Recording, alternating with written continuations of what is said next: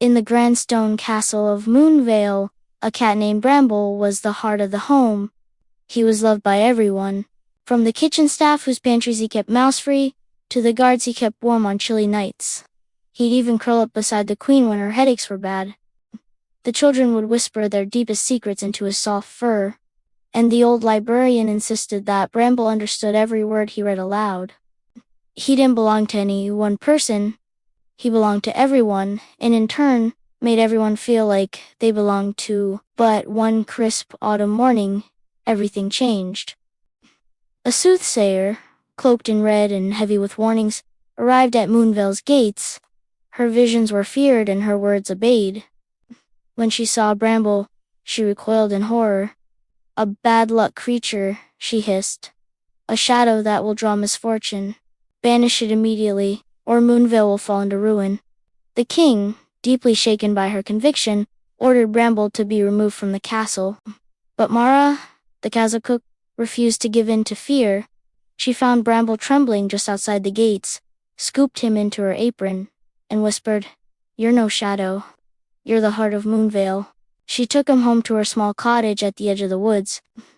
There, her children's laughter filled the rooms. Her pantry remained free of mice. And her elderly father, who had been silent for months, began to speak again, just to greet the cat.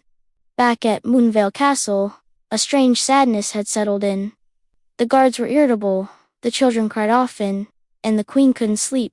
The food tasted bland, and even the most beautiful music felt heavy and joyless.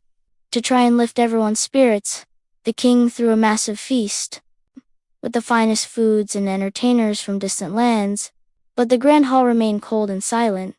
Desperate, the king went to Mara's cottage to ask for her help with an even grander feast. But when he stepped inside her home, he was struck by the warmth, the laughter, the sheer happiness within.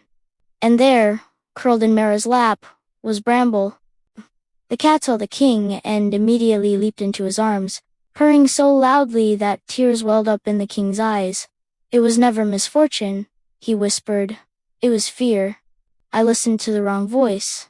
That very night, Bramble was welcomed back to Moonvale Castle with cheers. With his return, the lightness and joy that everyone had been missing came flooding back. This story reminds us that when we let fear guide our decisions, we risk losing the very things that are most precious to us. But if we seek truth and hold on to love, joy will always find its way back home. Thanks for watching.